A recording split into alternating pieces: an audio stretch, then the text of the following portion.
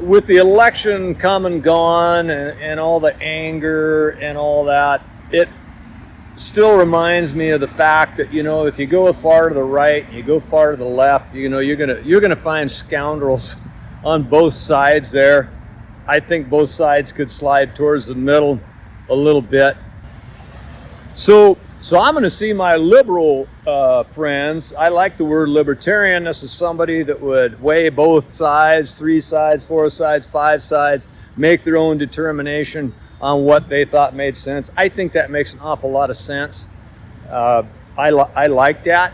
Now, if you just made me go hardline on something, well, I might go hardline different than the way you did.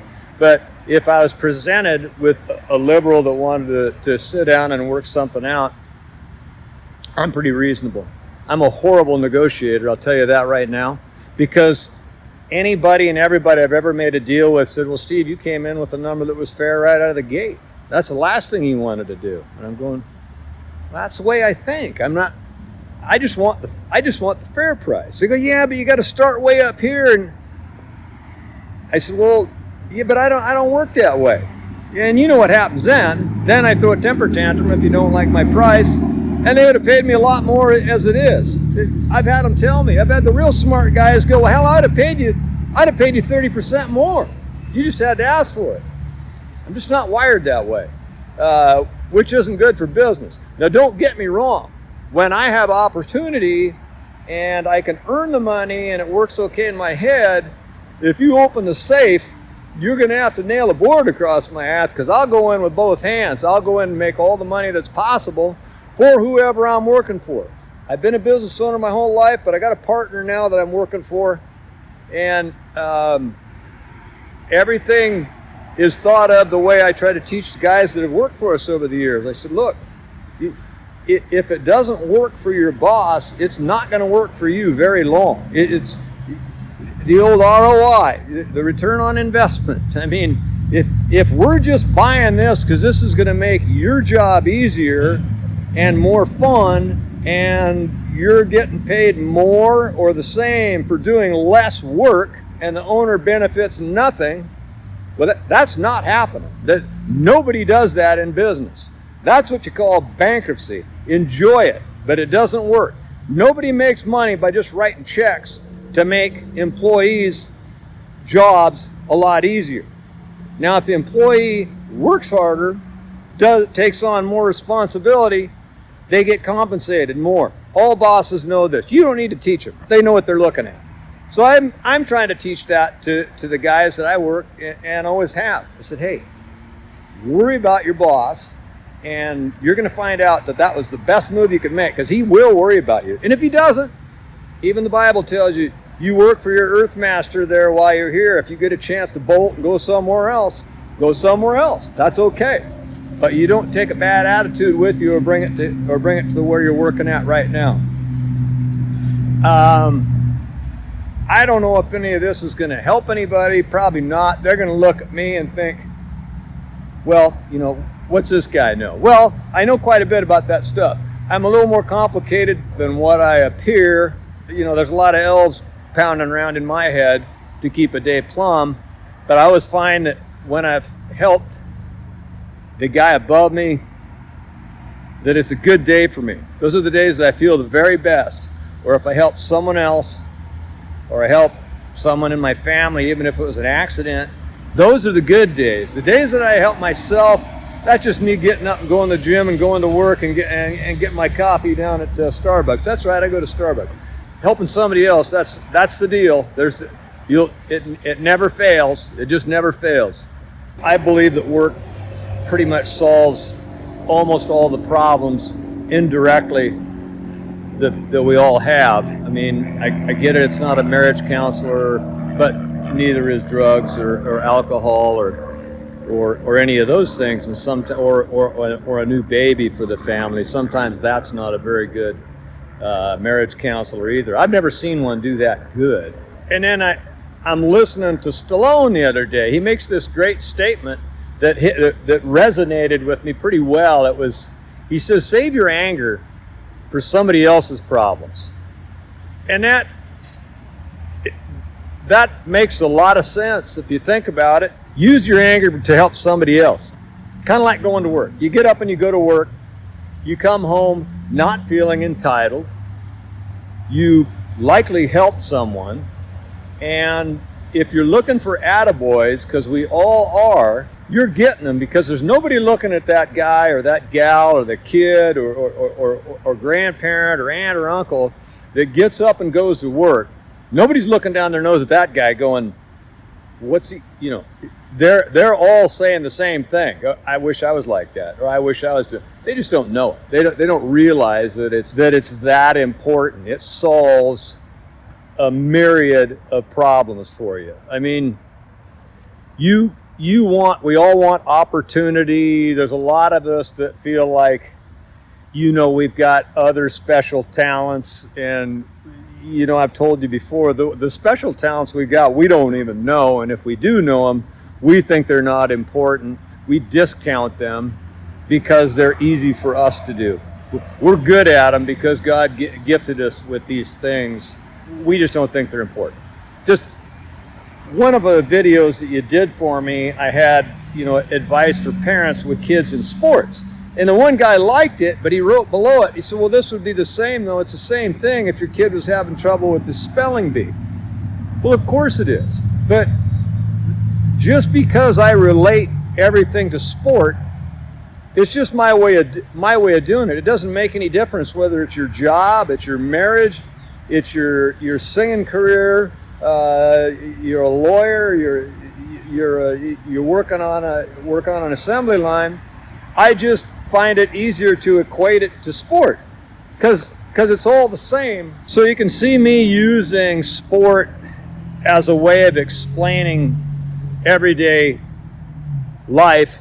That's just the way I do it. I could have inserted it in as you know, what kind of a painter you are. You know, are you Picasso or are you painting by the number? That's just how I do it.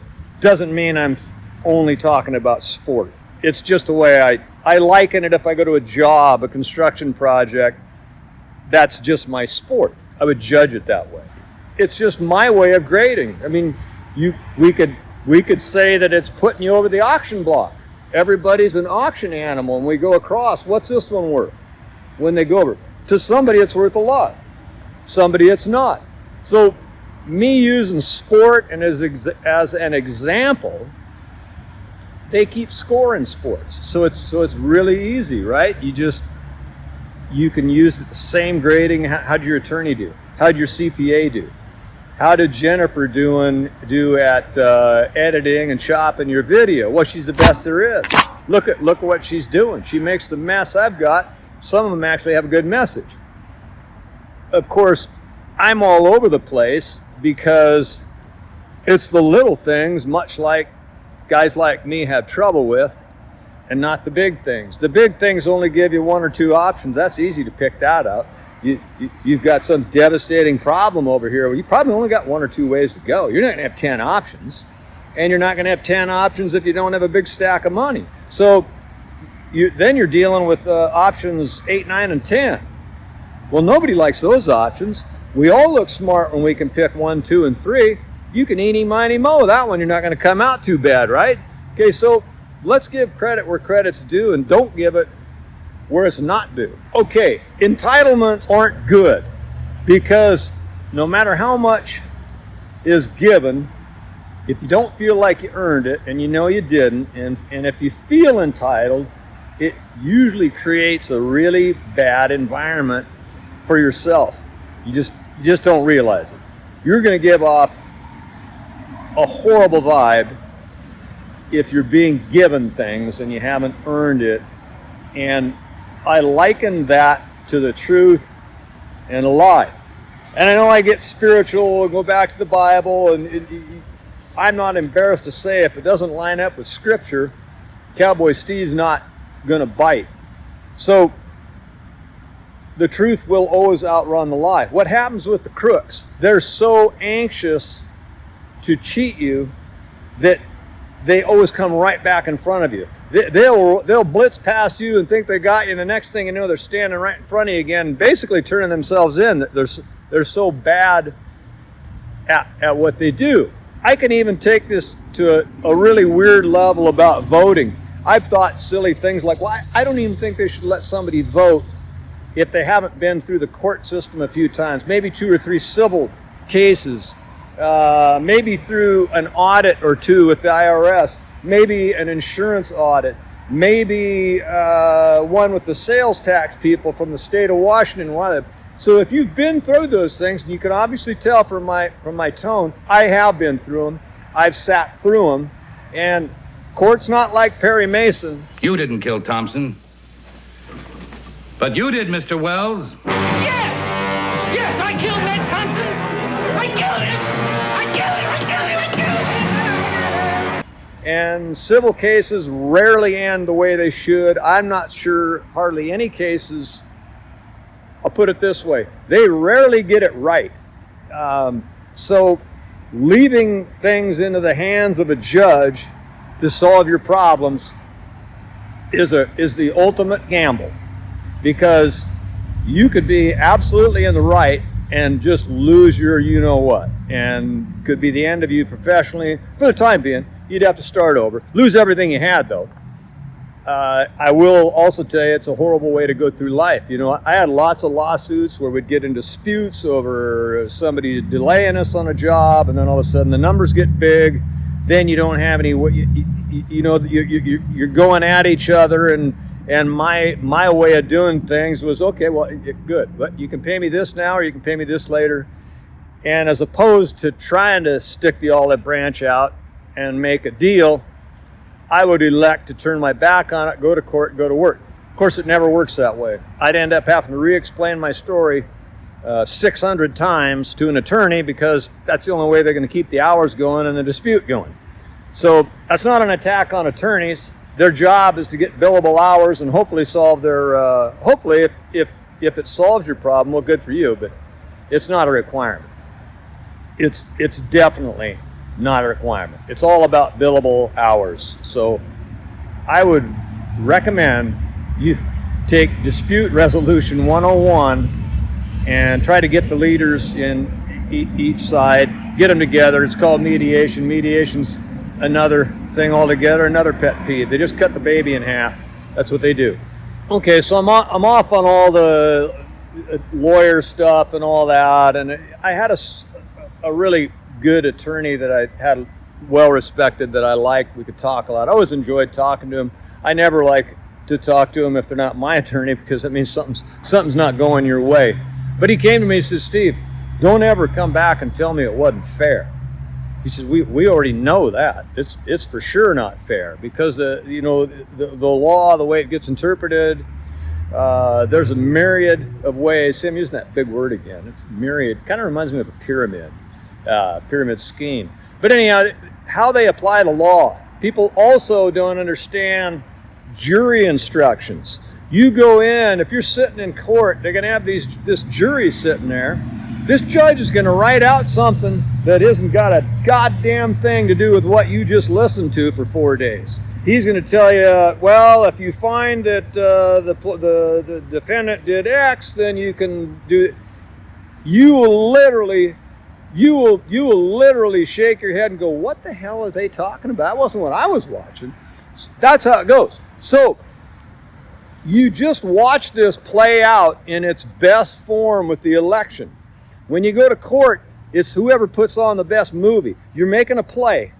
Nobody's going to want to hear this, but it's true. Whoever produces the best movie, because both sides are going to sound good. If you only heard one side, you would side with that side right now. You'd go, yeah, I can see that. Then the next guy gets to go up and they get to make their play, and you think, so a lot of times it's the last one. That's why, closing argument, and they want to have the final rebuttal to go up and tell their story.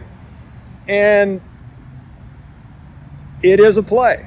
If you don't understand that, go sit there with a few $100,000 or $1 million on the line and let them tell you the bad news. So try to solve your problems. There's plenty of money for the attorneys to make helping you solve those problems. So it takes no money off anybody's plate. But it'll take a lot of anxiety out of your life if you want to get away from that kind of trouble. You can tell I've seen the movie a few times. That's for sure. Cowboy Steve has definitely sat in there and had his heart broke a couple of times. I come out of there hitting a couple home runs too, but it's a horrible way to go through life. You will not like it.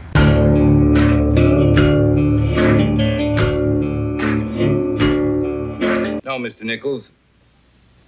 You didn't kill Thompson. But you did, Mr. Wells. Yes! Yes, I killed Ned Thompson! I killed him!